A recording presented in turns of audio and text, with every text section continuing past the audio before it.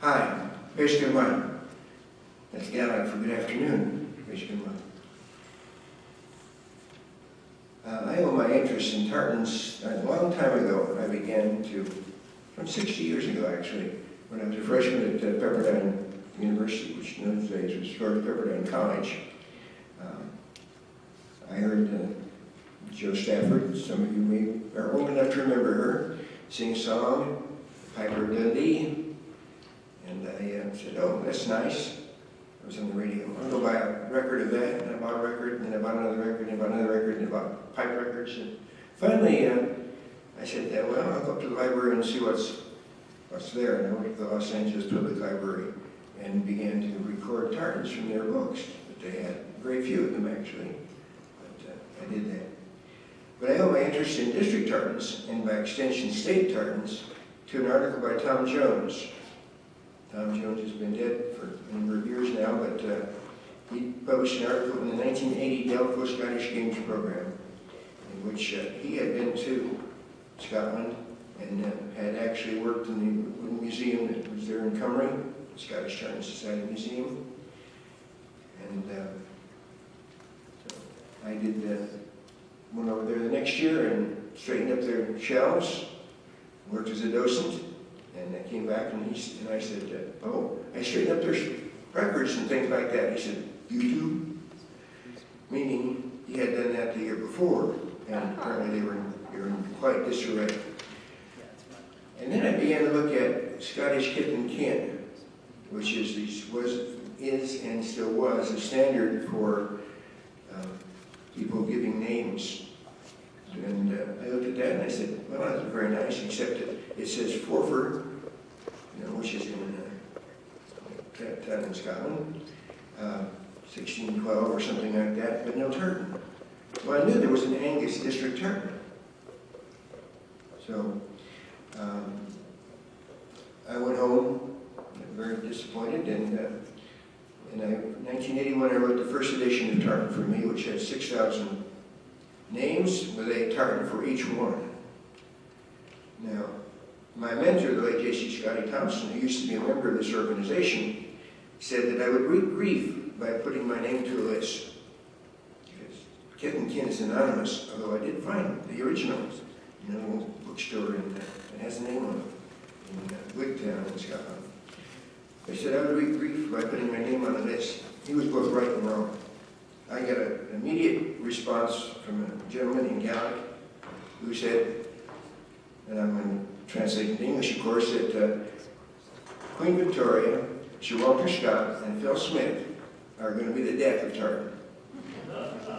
Well, I was in good company, I thought, but I did that. And I approached Shepard Waldwin with the idea of writing a book on district tartans. And this is, of course, what I did write with Dr. Gordon Teal, who was by that time now the chairman or president of the Scottish Tartan Society, which is defunct at this present time. But I did that. Now the latest one, which is the 9th one, just out, has just about 30,000 names and a tartan for each one. With a twist,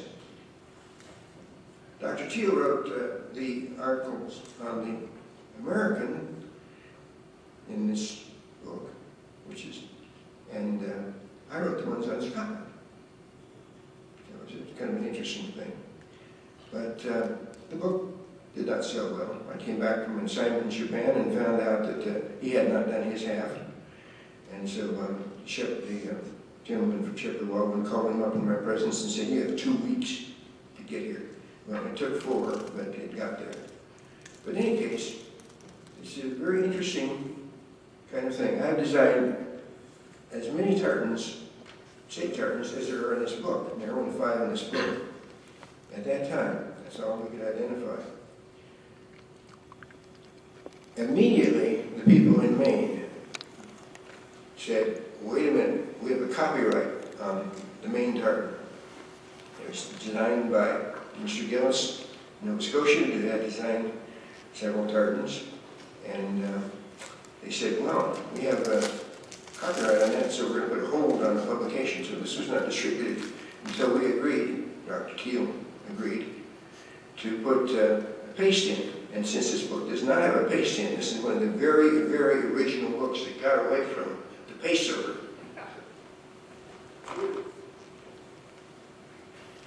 Because they made us do a paste over. They made Dr. Teal pay 2,000 pounds for their legal expenses, etc. I don't think he had to do that, but he did. Because we've never been able to find anywhere in the state record where that is adopted. We've never been able to do that. Now there is an unofficial one. Oh, wow, that's one of my ideas. West Virginia. Did that about 2 years ago, I guess. But in the absence of any real authority, the International Association of Tartan Studies / Tartan Education and Cultural Association, which was an offshoot of the Scottish Tartan Society, said, we will recognize official tartans by, number one, state statute, other by state resolution, which did not require the governor's signature, third, by proclamation of the chief executive of the state, and recognition by a majority, the St. Andrew Societies, for example, of the Carolinas. And those criteria are there. Examples of these by statute: the state of Washington was the first statute. By resolution, the state of Utah. Proclamation by chief executive, Arizona, and or Arkansas, either one. And by sort of just general use, what they call in Scotland is want and usage, W-O-N-T, want and usage, as Ohio. I'm not going to tell you, well, never mind. I'm not going to tell you what they think in Scotland about the Ohio tartan. But in any case, some are designed by professionals. Most of them, many of them, have been designed by amateurs. For example, Connecticut has a state tartan by statute, which was designed, I'm told by Brent Meyer, the main person there, was designed by 3 people, including himself, looking at some curtains in his physics lab where he teaches. And they decided, well, that would be nice to do that and let's get together. But it has, for example, a single white thread pinstripe. It is difficult to weave by a machine, anyhow. 1 stripe. All tartans are 2 stripes. Over 2, under 2, over 2, under 2, over 2, under 2, offset by 1. So if you look at the Connecticut tartan now, it will have 2 stripes. But in the statute, it has just 1. The state of Arizona was designed by a committee. They wanted it to be designed by committee anyhow. If you really don't want something to happen, what do? You send it to a committee. And then they come back with a report, and they'll design it to another committee, and another committee, another committee. On the way out to Arizona, I was asked to come there and talk about designing an Arizona state tartan. They had representatives from both the Phoenix and Tucson groups there, 7 people. And I said to them, all right, name a color. Go around a circle, name a color. They did that. Then I said, all right, now we'll go this way, name a number from 2 to 100. And they did that. I programmed them in and said, this is what it looks like if it's designed by a committee. And it was awful. I mean, pink and light green and whatever. And I said, now, let's look at a couple of my ideas. And I had done these on the airplane on the way out there. And what they did was they adopted mine, of course. So it came out better. And many have too many colors. A number of mills will not weave a state tartan or any tartan with more than 5 colors. 7 is the maximum that can be woven. I turned in a tartan that had 8 colors in it and got a note back that said, we'll do it now, but we're not going to do any more. because it will take too much time to stop the loom, put these stripes in, put the other ones back, go back, then stop again, go back, stop again, etc. And stop it every 3 or 4 inches to add that one cover. Now, the New Mexico tartan, unfortunately,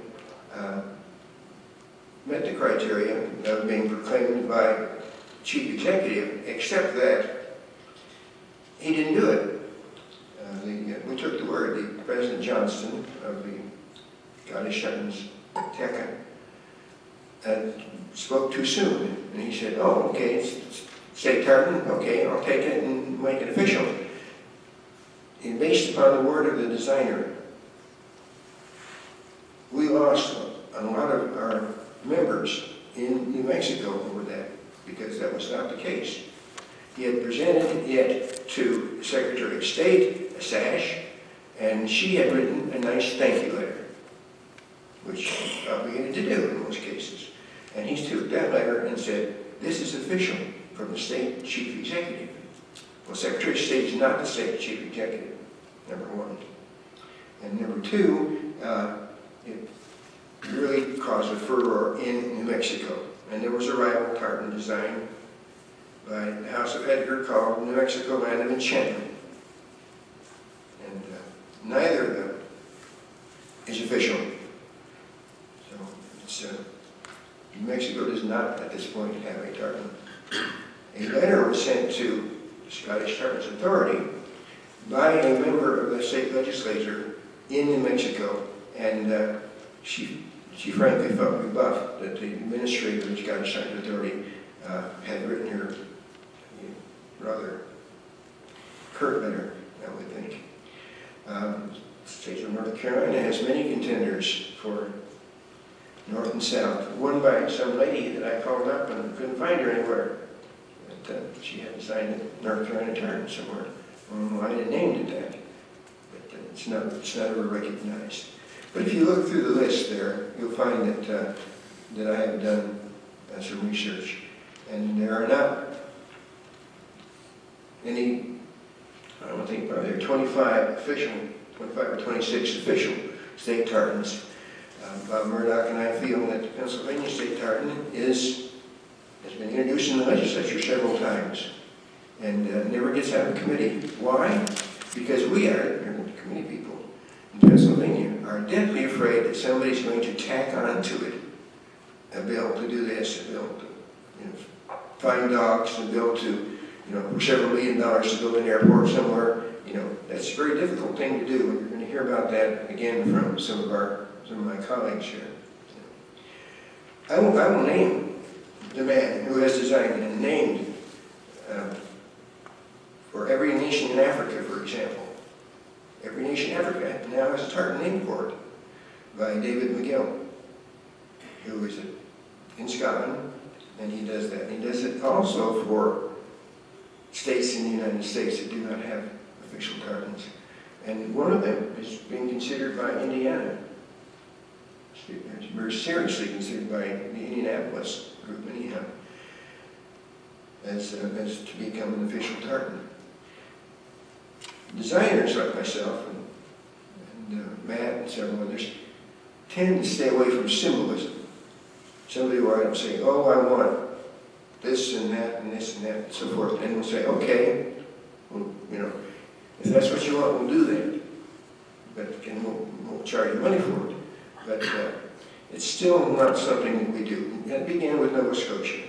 Tartans in Scotland and official Scottish tartans really do not have any symbolism attached to them. The ones that we do that too.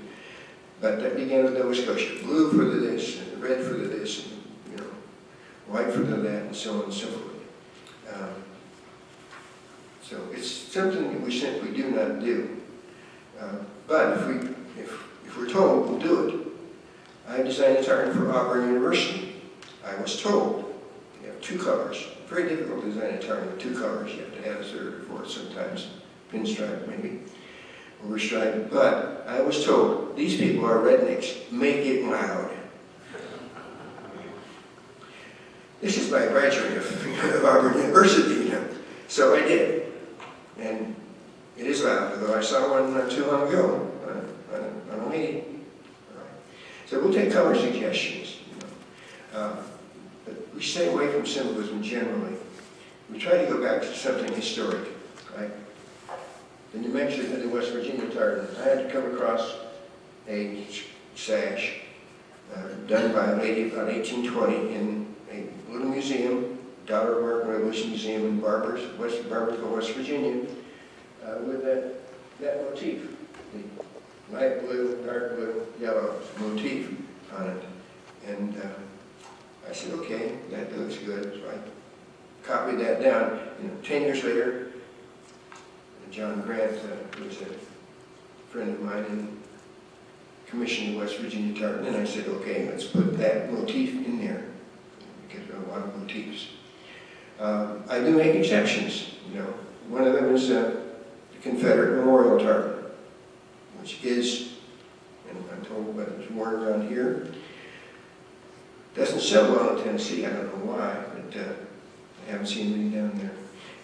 But it is, Confederate gray, as Mattis built the one to the kilt with the Federal memorial tartan, right?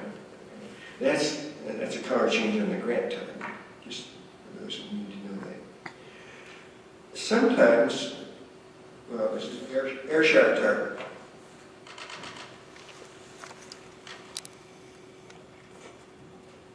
It has not ever been officially designated as the Ayrshire tartan by the county of Ayrshire. However, it is concluded in the swatch book of district tartans by House of Edgar, does that, and also by Karen Company. So it is gaining some recognition there. Sometimes I do occasionally design a tartan that has some symbolism in it. This is the tartan for the island of Martha's Vineyard, where my ancestry came from. They were original settlers of the island of Martha's Vineyard. I'm descended of Governor Mayhew through his daughters and through John Smith, who was one of the first landowners, and so forth. And so, the green is for the island, the blue is for the sea, the white is for the surf, and the black is for the many, many sailors from Nantucket and Martha's Vineyard who died at sea, including the son of Governor Mayhew. But, sometimes they're done retroactively. I designed a tartan for the state of Arkansas. Barbara Brandon, Frank Brandon, commissioned me to do so. They did not feel that it was the one that had been done, they did not like it. And so they rejected it and assigned it to me. And I was very surprised to find out when I got the letter proclaimed by Governor Huckabee that the red was for this, and the green was for that, and the black was for the whatevers. That's just not, I did not do it that way. I did not do it that way. I have found over the years that there's a great flush of enthusiasm when our state tartan is adopted. There are a number of people who say, oh, I want that in a kilt. That lasts about 6 months or a year. You don't see them after that. You don't see them. And, an example, I have designed the Arizona tartan. And designed, by the way, I designed a Mexican flag in it too, and, because I'm a native Spanish speaker. And so I designed a Mexican flag in there, and I don't think it will go over very big now, but it's still, I had a call about 3 years ago from a lady who said, did you design the Arizona tartan? I said, well, I certainly did. She said, well, we are in Arizona, and we don't know anything about that anymore. Who wove it? Can you send us the pattern? Okay, that's how long it lasted. It's just how long it lasted. So, but I'm going to close with that thought. Just be happy that you have a state tartan, but don't figure on it being state tartan for a very long time. Now, Georgia does, and it's been around a while. Carolina does, it's been around a while. California does, they've taken the mirror tartan and put a stripe on it, but the statute does not match. The description of it and then the thread counts don't match. So it's tough. Nevada, which is a state that I call my home originally, developed a tartan. So 5, 6 years ago, 7 years ago, when I was out at the games out there, and it was really nice to see some people at Grandfather Mountain representing Nevada, but they didn't have a tartan. They said, "Oh yes, we do have a Las Vegas tartan, and it has white and black on it. It's going to be like dice." Don't hold your breath.